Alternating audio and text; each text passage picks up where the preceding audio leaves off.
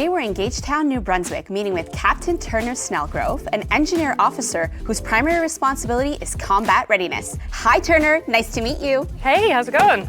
Good, all right. What are you doing here today? I'm out here assessing one of the candidates as she's finishing getting trade qualified. Okay, what is she up to? What's she doing? Well, she's gonna be building a bridge over one of the rivers here in Gagetown. That sounds so cool. And maybe tell us a little bit more about what an engineer officer does exactly. So we're really combat support, and that involves a lot of mobility, counter-mobility, and survivability tasks. Nice. And what's that patch on your arm? This is CTC, the Combat Training Center, and the engineer school is a part of that. Oh, that's cool.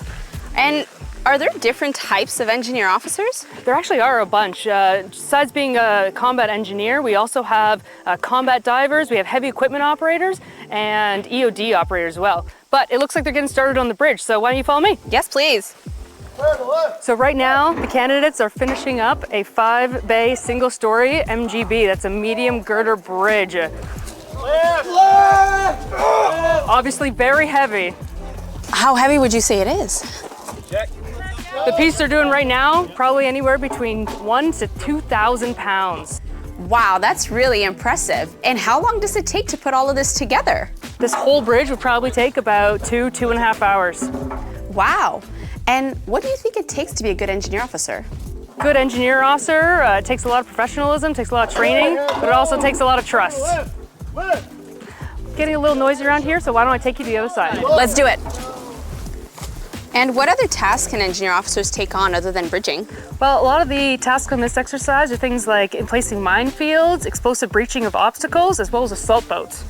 Okay, that sounds cool. So, Turner, walk me through your journey in the Canadian Armed Forces.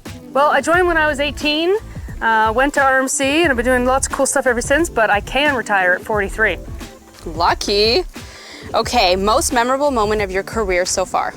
Probably be my deployment to Jordan. I went on Op Impact and I was the female engagement team mentor, and I was talking exclusively with the female members of the Jordanian Armed Forces. Wow, that sounds really special. And okay, what track is always on the Turner playlist? Under Pressure, David Bowie. Nice. All right, so if you could manage any engineering project, what would your #1 pick be?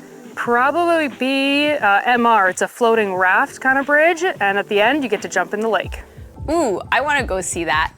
All right, Turner, last question before you head back to your squadron. Why become an engineer officer in the Canadian Armed Forces? I get to do cool new things every day and blow things up. Nice. All right, see you later. Thank you. Thanks.